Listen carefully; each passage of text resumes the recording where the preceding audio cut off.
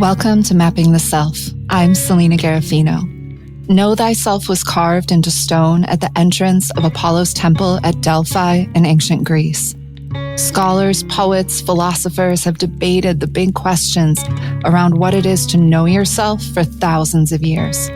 I invite you to join me for conversations with artists, creators, scholars, spiritual teachers, writers, and humans of all walks of life to discuss these big questions together, to engage in a dialogue around what it is to live fully, to map ourselves, to know ourselves, to grow our compassion and listening, and to explore together our highest possibilities. Welcome. Welcome back to Mapping the Self. Before we jump in today, I would like to take this moment to invite you to study with me.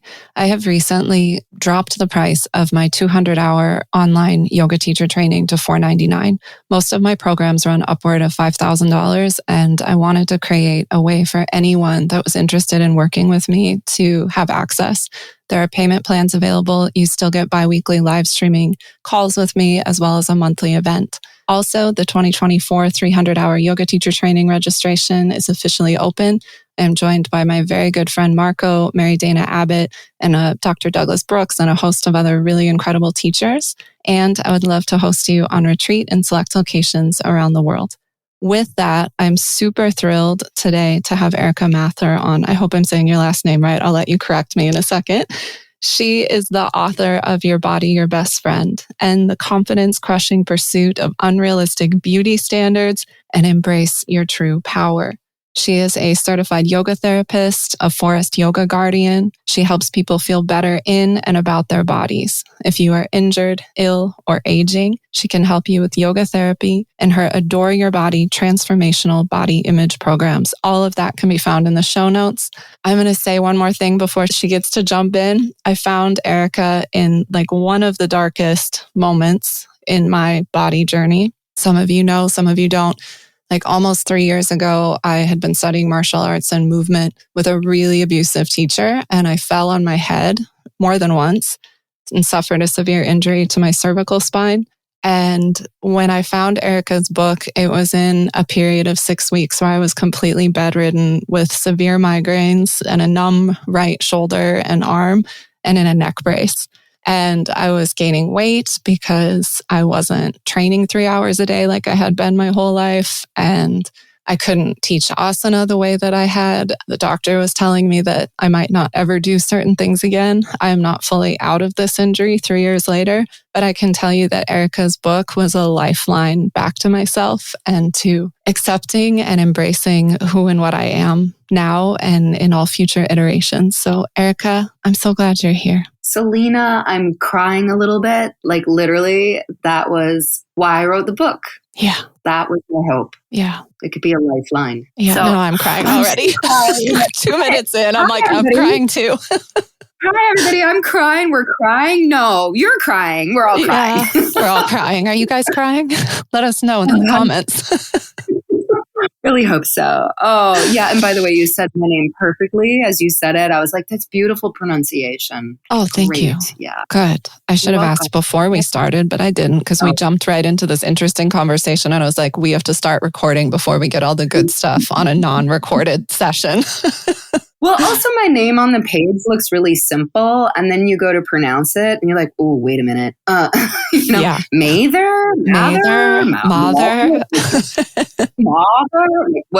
What's it going to be? It's just American pronunciation. Mather. You did it great. And you even articulated the TH so beautifully. Mather. Mather. Well done. Well, I'm an anthropologist, so I studied linguistics. Ooh. So that might be part of where that comes from. But I mess up lots of words also. I mess up lots of words. I also have a little bit of an anthropology background. Don't you think that overlaps so nicely with study of the body and human beings? It's just like anthropology. And now all of a sudden we're yogis because humans, they're so weird. We're so weird. We're so weird. Well, even that we take for granted that everyone talks about seeing. For example, I did a lot of sensory anthropology in my doctoral research, and we assume that everyone talks about the world in terms of seeing, or, I see what you're saying. These kind of idioms we use, and it's not true. Cross-culturally, there's entire ways of understanding the world that are more anchored in sound, for example. And the shift, like, I don't know, you know what I'm saying? Like, it's so interesting because even the way we conceive of embodiment and sensory experience or menopause is a really interesting one. There was this anthropologist in the late 70s, early 80s that did this big research study cross-culturally. And they found that all the menopause symptoms that women in the West experience weren't showing up until they started industrializing and getting told they were going to have those menopause symptoms. And I am not saying that your menopause symptoms are not real. I'm just telling you there's some big studies about a lot of those symptoms showing up with industrialization and westernization that weren't present before for some really interesting reasons. But just like all the ways we think about the body that we take for granted as being the truth don't hold up cross-culturally. That is fascinating. That is a little tidbit to like sit with for a while. I also just love that you just flexed some like doctoral anthropological data. My background, actually, I was in a doctoral program as well, Selena. I saw for ethnomusicology. Yes. Yeah, in my very long bio on my website. Yes. And I was just thinking actually like about the experience of hand-eye coordination through playing the piano. I'm sort of learning how to play tennis for the first time. And I told the person who was teaching me that I don't have great hand-eye coordination. They didn't believe me until they saw it. You know? They're like, but you do yoga and you play the piano. Correct. And it's like they're not the same thing. And, they're not. But I was thinking about that. It's like I have great hand-eye coordination when it comes to fingers and notes on a page. But when it comes to something bigger and swinging a racket at a ball, like what, you know? But I was just thinking about that, like how those embodied experiences translate or they don't translate. It's fascinating. Anyway. Yeah, absolutely. I play the piano too, by the way. We have so much in common. Wow.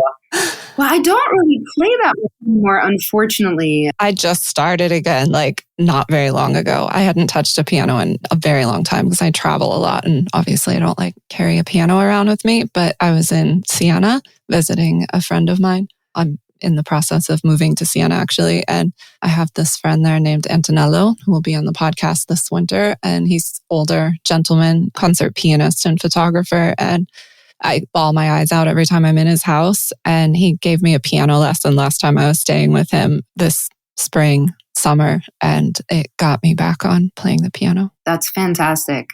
Siena, did you say? Yes. Yep, in Italy. Mm-hmm.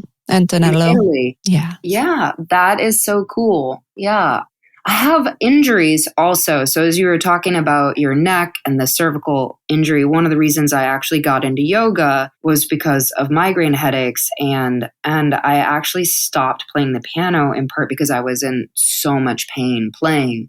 And it's so deeply like the act of playing the piano and the pain associated with it is so like deep in me that if I start talking about it or I hear someone playing music that I used to play, jazz, classical music, it activates that nervous system pathway and my injuries start to hurt. It is wild. It is very wild. I think it makes tons of sense. I don't know if you've ever had somatic experiencing, but I would go find a somatic experiencing therapist. They could probably help with that, honestly. I will do that now that you mention it. Yeah. I have some pain when I play still as well. I mean, I don't talk about this a lot publicly. I'm in pain every single day. People think I'm better now because I've started filming YouTube classes again and stuff. And I'm like, oh, no. I just refuse to stop moving. I just move differently. But chronic pain is a really interesting thing. And that was one of the things I thought would be a useful conversation for us to have today. I don't want to repeat everything. There's a wonderful episode on Elena Brower's podcast with Erica, and I don't want to like just repeat all the information that is there. And I thought you and I might have a little chat about chronic pain because it's something so familiar to both of us. Well, I don't know exactly what question you wanted to lead with, but I can jump in and just say the whole book.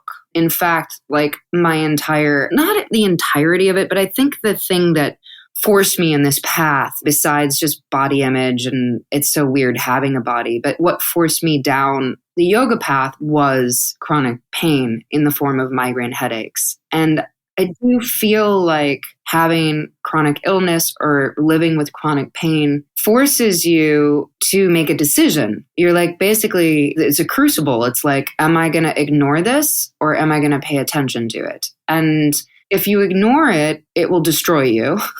Yeah. And if you pay attention to it, it will change your life forever, irrevocably, because you have to make different decisions about how you organize your work life, how you organize your relationships, how you organize rest, and what I think it also reorganizes at a very deep structural level, like what health means.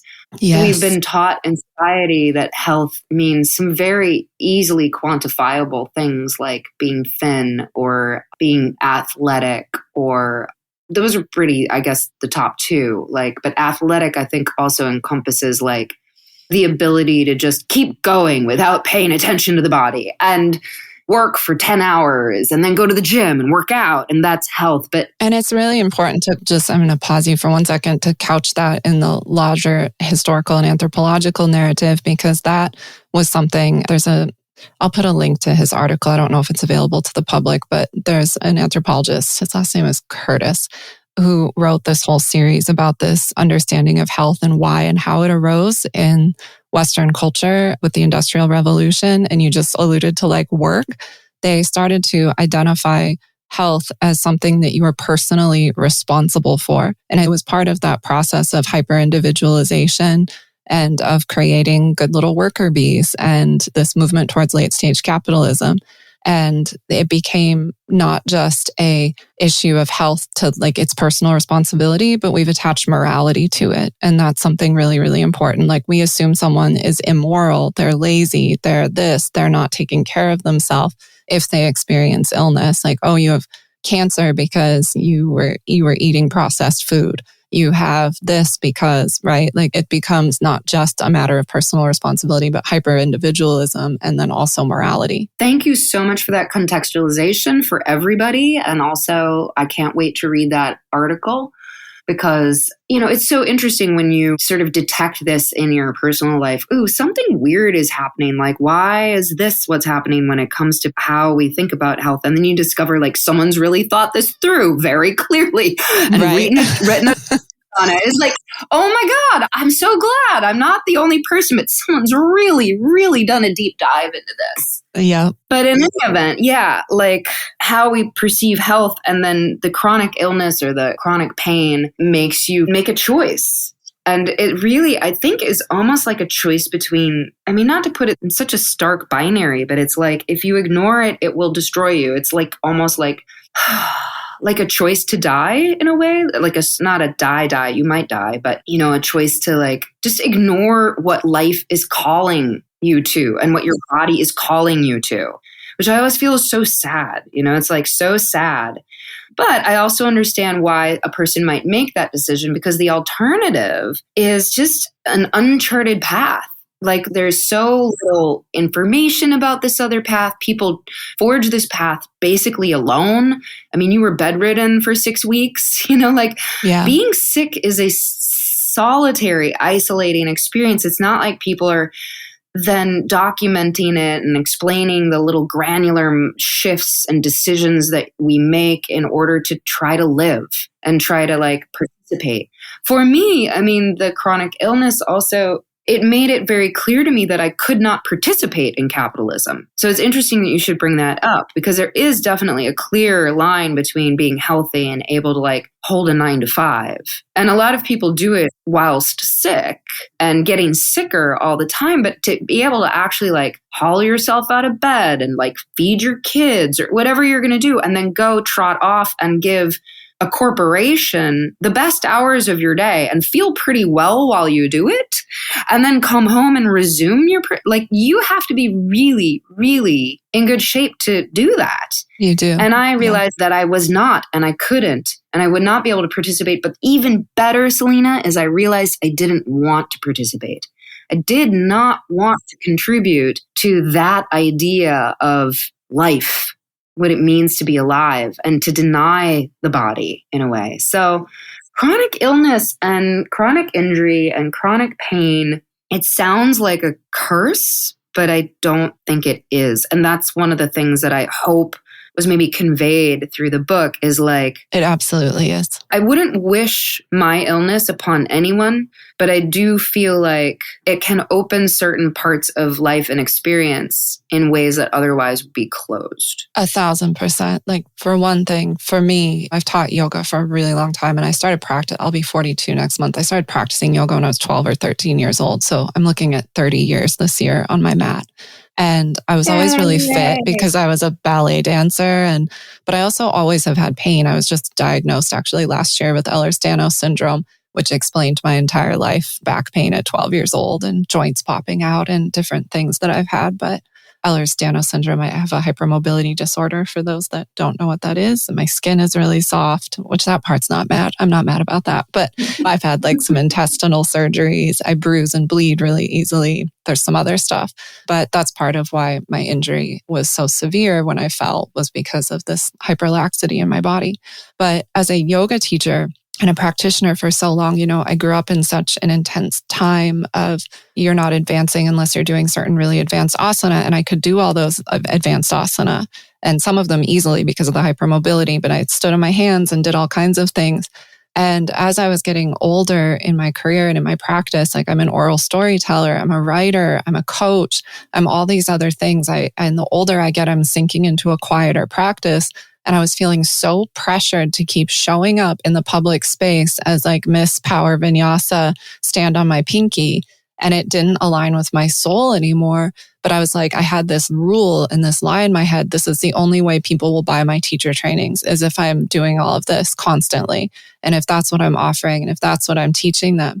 And going through this horrific period of pain and injury and stuff proved to me irrevocably that that is a lie, that it's not true. And if anything, I'm attracting more soul-aligned students and clients now from this place of honesty within myself. And I'm not living a misaligned life where one part of me is portraying one thing because I think it's what everyone wants to buy, and some part of me is doing something else in my home.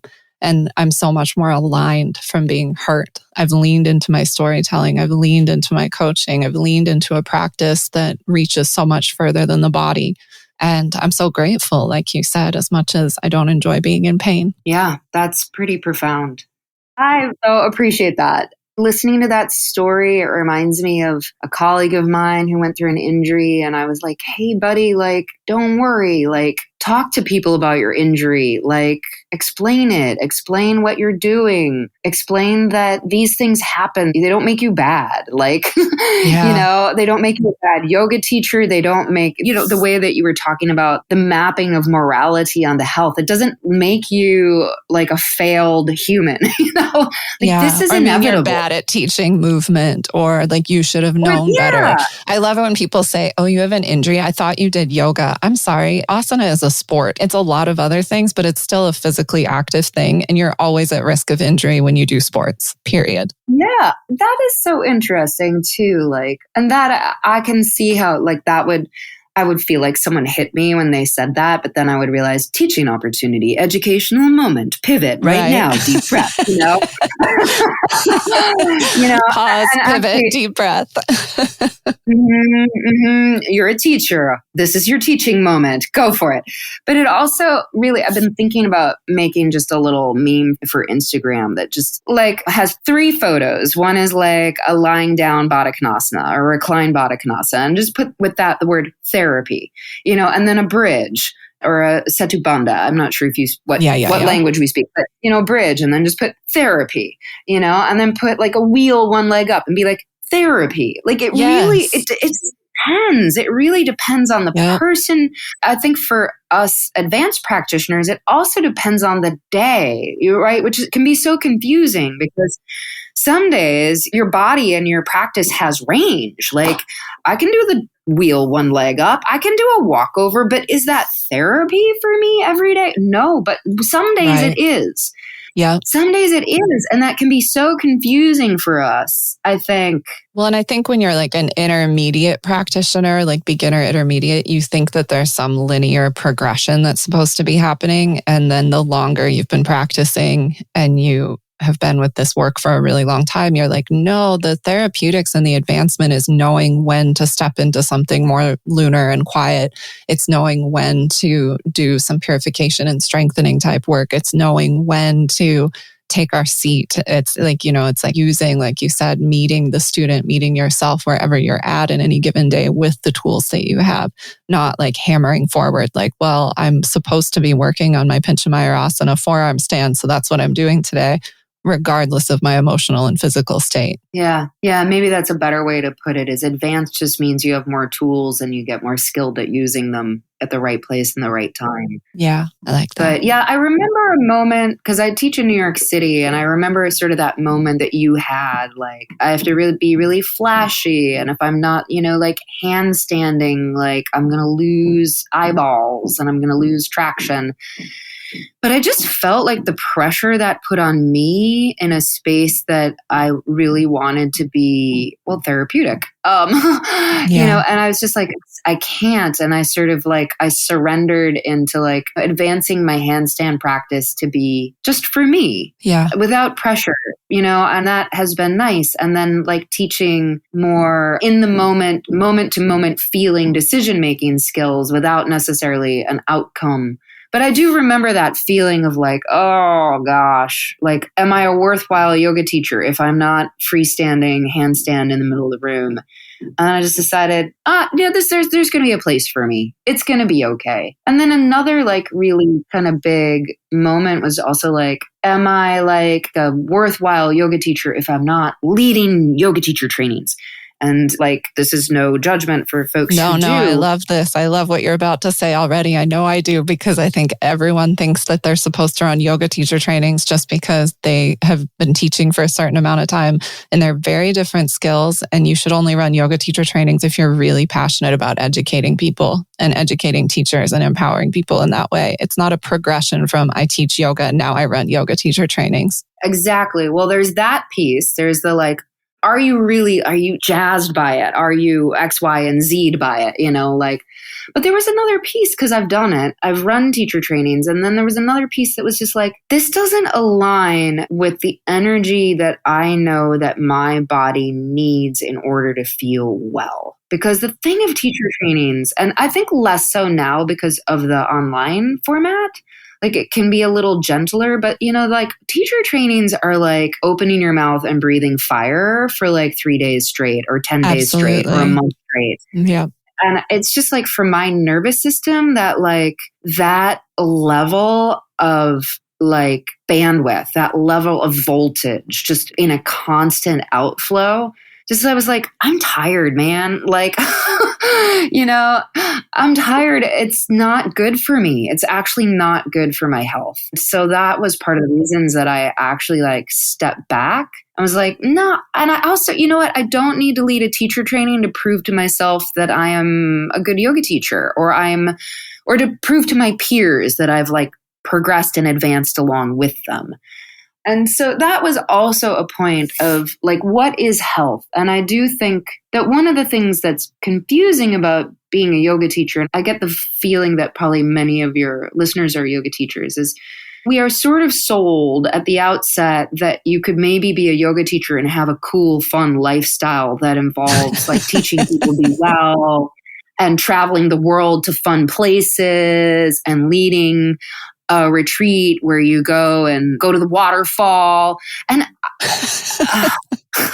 you're laughing because I am, because it's so true. And also I'm laughing because I do a lot of that stuff, but it also took like 14 years, and I know it doesn't take everyone that long, like especially nowadays with Instagram and stuff. I mean, I've known teachers who got famous like 6 months after they graduated teacher training. And I'm like, this is so interesting to watch, but it's not going to just unfold and happen for everyone. And you're not just going to be magically healthy and all your problems don't go away. I'm just giggling about several points that we could pull on in what you said.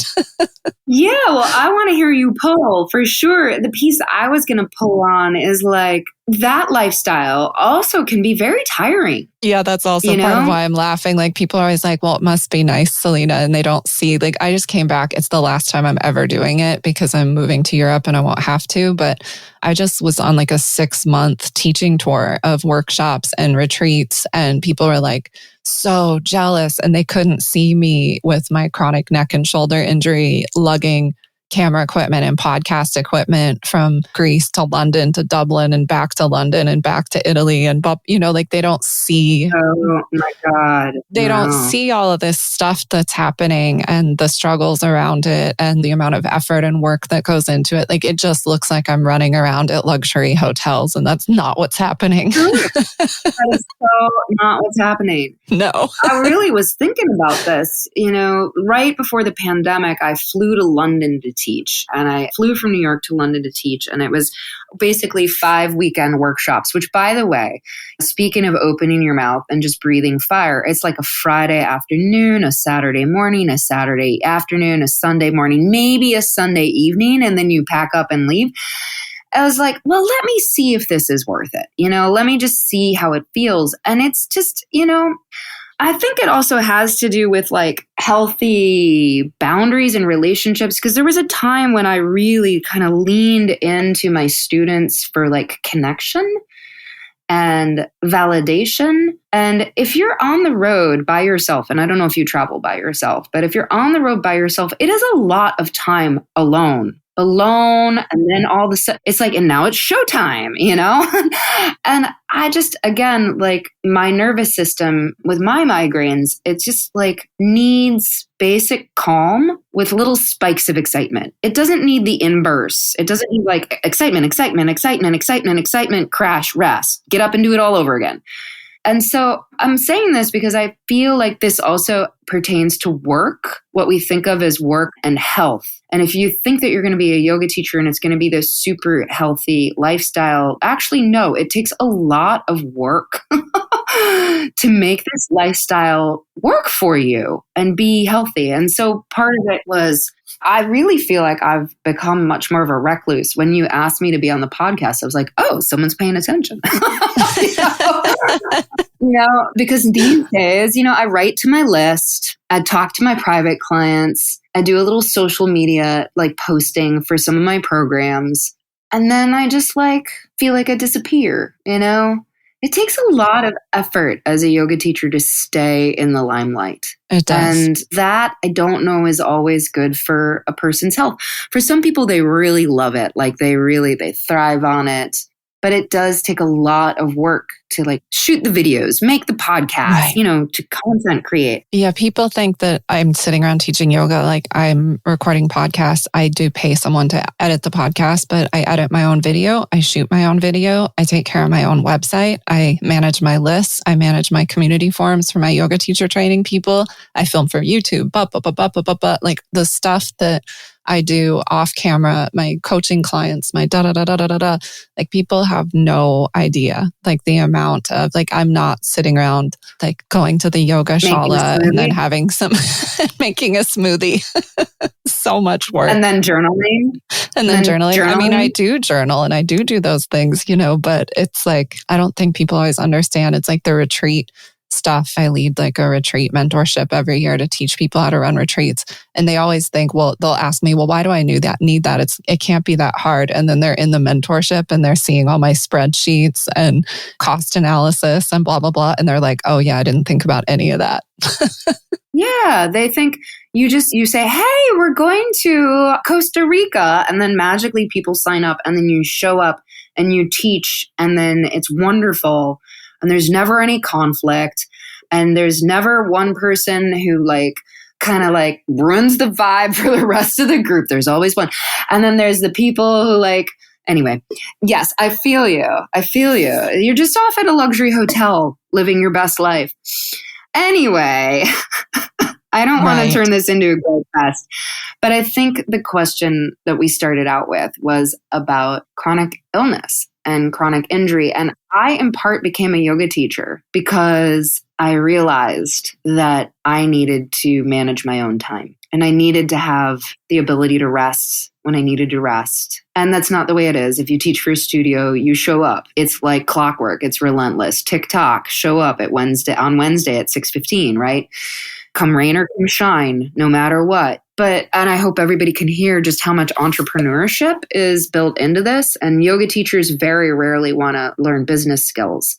Right. But I do feel like it's a new frontier for engaging with capitalism while not engaging with capitalism. And by that, kind of taking possession of your own health in new ways that doesn't have to do with the things that you cited: morality, being a good worker bee, showing up on time, clocking in, all that. And it really, really reframes how we relate to our bodies and how we relate to health. And I think that is, it's simultaneously frightening, realizing you're responsible for yourself. But my business coach always reminds me, like, hey, people with jobs, they might be fired at any time. They don't really have any more security than we do. I was like, that's a good point. At least my eyes are wide open and I've learned to define my own value and have agency in these other ways. So anyway. Yeah. Just while you're on that, well, I agree. And it reminded me, one of the things I loved from the book that I really had to work through with myself for the 9 millionth time, because I have to tell you, before I hurt my neck, I thought I was like totally overly investing my yoga practice in my body and identifying as like all the layers of myself, because I'd had intestinal surgeries and I'd been down from yoga before and all this stuff. And I hurt my neck and I was like, oh, this is still a huge problem. And the section, it's on page 66 in the book, The Value Equation of a Body. There's this little section where Erica writes, my new value equation: the body is valuable for what it can do, for how strong, fast, or capable I am, just wasn't working out. When you notice yourself valuing your body exclusively for its ability to do things, do the following steps. And she lays out this path. And one of the things that I use with my coaching clients and my students all the time from this book is, consider, if you were unable to continue to do those things, where might your source of self-value come from? And that question landed me on my ass for months. Wow, now I'm going to cry again. Oh, what I think is so interesting about what you just said is you felt like you had done it, and then you were confronted with a new iteration of challenge, and then you had to do it all over again. And I was just talking with a client about this yesterday. This has to do with weight. So if I just want to say weight conversation trigger warning. Yeah. This is a person who had lost a considerable amount of weight, someone who had a disordered eating life that required outpatient support. And then they gained weight and then they lost weight during the pandemic. And we were having a conversation about this because I didn't realize that. Like, she had not told me that. And we were having this conversation about, hey, your relationship with your body exists regardless of what weight you are. Like she has this whole new relationship with her body, sort of based on the work we're doing. And it's manifest in her life at a time when her body is thinner.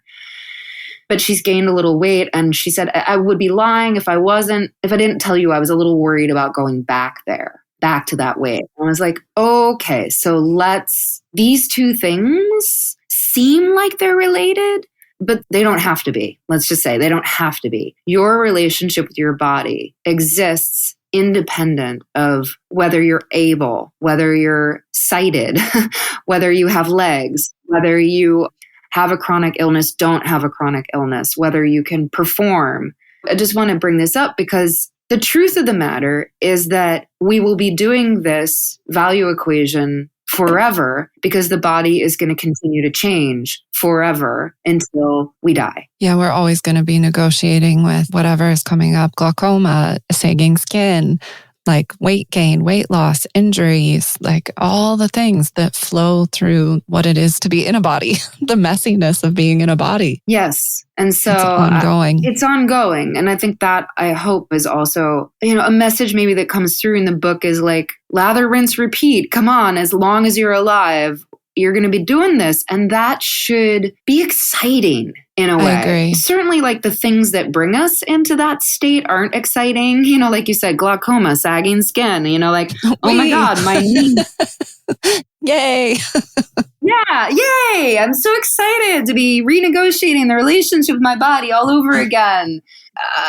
But I think that it is a particular perspective on what it is to be alive. And so the joy that it should bring us is like the alternative is that you don't get to have that negotiation.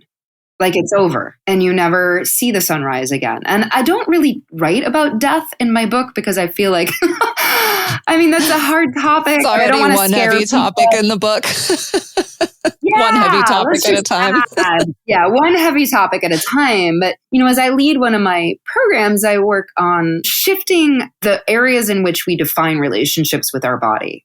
And one of the areas, I call it a core competency, but I'm thinking about renaming it. Anyway, blah, blah, blah, is injury, illness, aging. And then as I talk to my people in the program, I'm like, and death, because that's where we're going, right? And I think sometimes we have a very backwards relationship with life, and we live life by ignoring the inevitability of that. And I see that when we ignore injury and when we ignore illness and we ignore aging, emotional pain, we could add so many things to that list. Yeah, it is a way of avoiding the inevitability of your own demise. It's like not looking, don't hear, la, la, la, la, la, la, la. But if you really dig in, you'll realize eventually it will be no more, or something will happen afterwards of which we don't know. But when you engage in this negotiation over and over and over again, my neck hurts. Oh, my hormones are shifting. I just learned this recently, that as estrogen declines, it makes your joints more susceptible to injury. Yay! Wish someone had told me that earlier. Yeah. Wish someone had mentioned that earlier. As these things happen, the alternative is that you don't get to have this negotiation.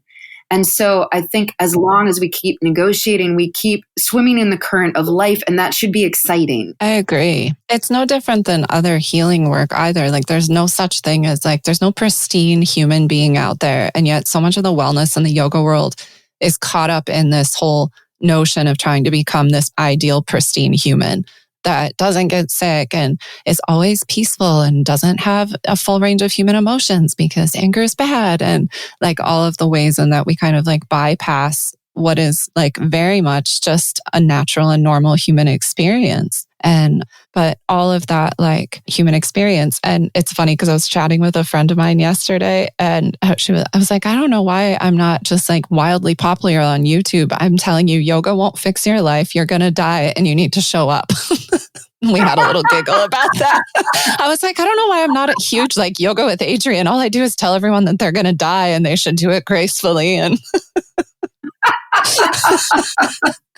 and that yoga's not going to make everything better. And I don't know why no one wants to buy my class. It's weird.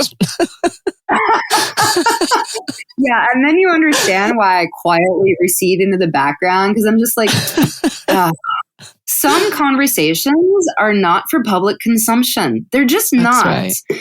And I've been thinking about that also with my clients, because, you can't turn every healing moment with your client into some sort of marketing talk point. It's just you can't even say this to people too. It's hey, if you really want to heal, you're just going to have to step in. You're just going to have to step in, whatever that means. I wouldn't even say heal. It's if you really want to feel alive, you're going to have to step in. But one of the things I really want to point out is what you said about this idealizing. I feel all of that is capitalism. All of that is mechanization, right? Machines are pristine. Machines are pure. Machines. And so I see that marketing and that positioning as just more like the machine trying to talk to us. And being hey, no, it's not perfect. And you're going to struggle and it's going to be messy and you're going to fall down and you're going to ugly cry and then you're going to die. It's that is not the message of the machine. That is the message of life. And I've been thinking about it because also the internet now serves up to me all sorts of rescue stories about dogs and cats. I've actually trained my algorithm away from yoga. I'm so glad that mine is too. I look at pictures of old men growing vegetables, cute little British men that are making videos about vegetables, and people tell me about stuff going on in yoga. I'm I have no idea. I watch videos of little old people growing eggplants. Yes, we are kindred souls, Selena. I mean, yes. Now I'm watching about how to make little hutches for bugs, because I want my queen bumblebee to winter over happily, But part of it is the internet also will show you the best and it will show you the worst. And the degree of abuse and suffering is astonishing to me. Sometimes I'm I gotta shut it down. But the truth of the matter is that that is life, And this whole thing of like you never are angry and you never get sick and you're infinitely bendy. And of course you're very pretty too. And you don't age. It's like, that is not life. And that is the machine like talking to us. And so, yeah, it's going to be so ugly. much juicier when you embrace the brutality of it. Like there's so much beauty in the brutality. And I'm not advocating for violence or anything. I think all the listeners are smart enough to recognize that. But there's a lot of brutality in a human life. And without that, we don't get great art and great poetry. And no, I'm not saying that you should pursue trauma as a lifestyle, but I say this all the time to my students, don't waste a good crisis either. Like there's so much of that reforming and finding new layers to things, and like the depth and the wisdom that gives us, and feeling pain allows us to experience and feel joy fully. Like it wasn't until I went through trauma therapy that I realized how dull the world had been. Like we have to be willing to feel things, and that leads me to the last thing I actually want to talk about with you before we run out of time, that I now have my own big riffs on that I already had even before I read your book, but it gave me a new layer. To objectify someone is to reduce a complex human being to an object. That man is an a-hole or whatever. Like you've just reduced someone who might be a father, a son, a brother to one word. And there's a really lovely section in your book where you talk about how we objectify ourselves and how when we see other people that have something we want, we start to identify the thing with like their hair color and their body shape and stuff. And then we apply it to ourselves as to why we can't have it and why we never can because blah, blah, blah. I think you get what I'm saying. I would love it if you could speak a little bit about that to the audience, that objectification and envy and that kind of spin cycle that you wrote about so beautifully. Thank you. It was tricky because so the chapter is basically, I think it's called The Grass is Never Greener. And what I'm talking about is like an emotional matrix of competition, envy, and comparison. And how this, again, I think humans are pretty much entrained to this from the get-go, that we think that other people have things that we want, and then we aren't really aware of their own circumstances and maybe how they got there and what they wanted. But what it is, and what Selena was alluding to, is that it again reduces a complex human being to an object. And then what happens is we turn that upon ourselves and objectify ourselves and either like go about trying to get the experience that we think that that person has because they have blonde hair. And I'm not saying that there aren't actual real experiences that people do have that are terrible and wonderful and span the spectrum because they have blonde hair. That's a real thing. But again, it's a reduction. So we go about doing that in order to like inhabit another person's world and have what they want, or have what we think that they have that we want. Yeah. See how complex this is? It's so complicated. And it's violence. Yeah. It's violence. It's violence to that person and their full human experience. And it's also violence to ourselves. And one of the things I have to tread really lightly with regards to this is like, it's your body. You can do what you want with it. If you want to dye your hair blonde and have that experience, you should have it. If you want to have a nose job and get the nose that you want, then you should have that experience. That's not what I'm saying, but I'm just saying like, be very honest with yourself about what it is, so that when the experience that you think you're going to have when you lose 30 pounds or you are blonde or your nose is the right shape doesn't materialize in exactly the way that you thought it was, that you're not disappointed. Exactly. Because the inevitability is it's not going to be what you think it's going to be. So that's right. Or assuming things from looking at people, because I had a student that was upset about things in their personal life that were getting projected onto me in a meeting. And it was really interesting because she started saying how I have so much time and I'm doing great. And she can tell, she said, don't lie to me. I can see your social media. And it was such a fascinating, wow. I was like, but I'm in Montana right now and you're talking about photos of me in Costa Rica. I'm not in Costa Rica. Like, where's the disconnect that you're not seeing that some of those images are 3 years old, or like it's social media. It's not the reality of day-to-day life. Because I was saying that I'd been in a lot of pain and I hadn't been taking any meetings for a couple weeks. And it was such a fascinating moment because I was like, the assumption that I was like gallivanting in Costa Rica because of something they saw on social media was really interesting to me. And that is so interesting. I mean, that is a hyper version of like what we're talking about. It's like, you have a nice wardrobe and blonde hair, so therefore you come from a really great family that's provided you with a lot of support, and you have plenty of money, and you're going to get a great partner, right? But meanwhile, you don't know that that person grew up in a trailer park, and I have friends who grew up in trailer parks. So I just want to position that, in part I'm pulling from their life experience, as I talk about this, so you just don't know what that person went through to get to that place. And certainly maybe there are people who have exactly the life that you thought that they had, and you go inside and you're validated. Like, yeah, this is a perfect life. But just don't assume that and what you're talking about is a very, very hyper version of that, where it's like, well, social media is the truth and the reality. No, it's not. No, it's not. I even feel like these days when people like film themselves crying to let you know that they're having a hard time, I want to be like, oh, stop it. That's not real either. The fact that you're filming it for public consumption already means that you've thought this through from a marketing standpoint. Right. Things that are private. You don't put them up on social media. The only thing that goes up on social media is something that you want someone to see, interpret. It is not accurate. Even the vulnerable stuff, right? Because I share really vulnerable things. And it's funny, a woman sent me a message and she was like, one time a couple years ago, and she said, well, and you use your social media, like it's all your diary entries. And I was like, no, those are things I wrote. It's memoir as medicine. And it's a story that I know is bigger than me because I'm not you. I'm something like you. I'm nothing but you.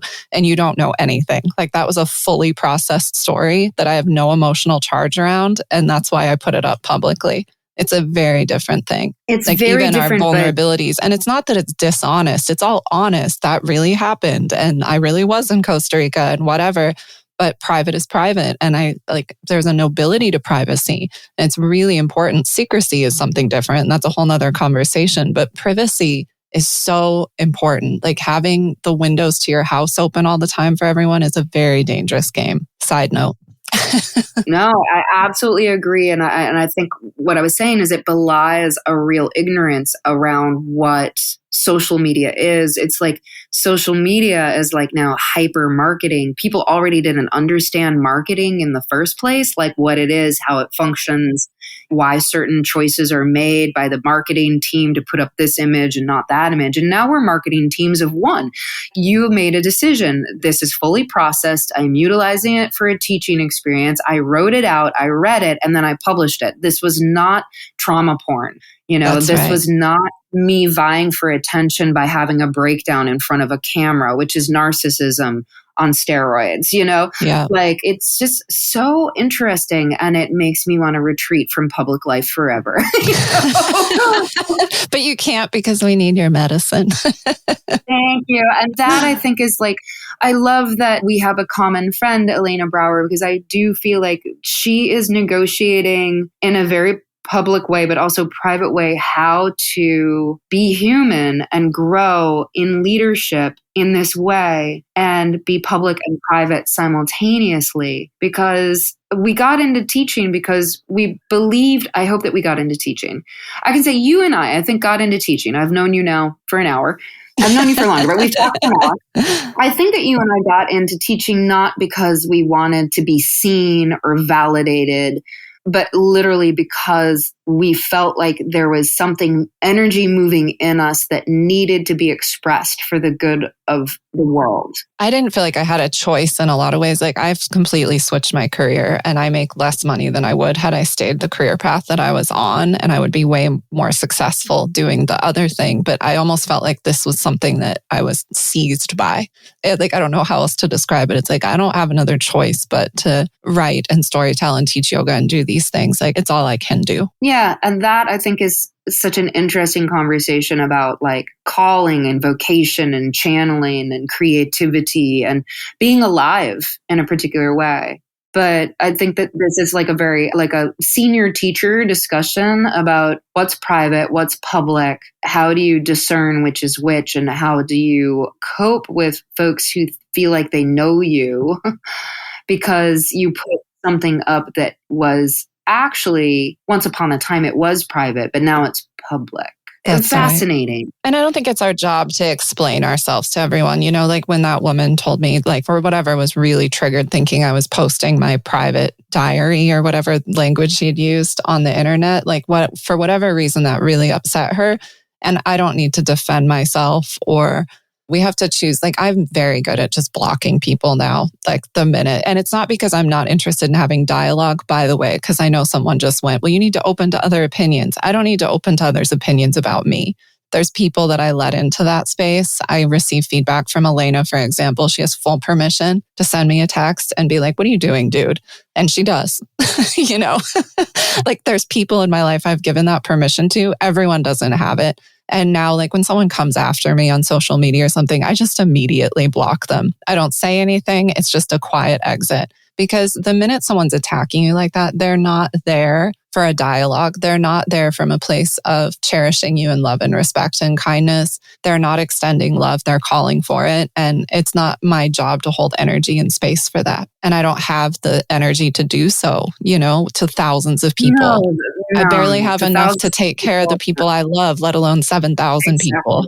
Exactly. And that actually had been a very like big thing for me in my health, because we keep bringing this back to health. It's like, I had a boyfriend who was like, what's holding you back from like really going for it, really trying to like get out there and like be big? And I was like, I don't want to feel responsible for that many people, you know? And he was like, you don't have to be responsible. And I was like, yeah, but you a little bit are, you know, it's like I said, like what you just said, it's like, I barely have time to like take care of myself and my most beloved people around me and my clients. It's like, I can't get into it with you on social media. And I feel you. Also, the other thing that I thought was very, very interesting, it's like, but also a little slippery for us because we're out there like as a public figure educating, that social media is a little bit like, my page is my living room and you aren't going to pick a fight with me in my living room, you know?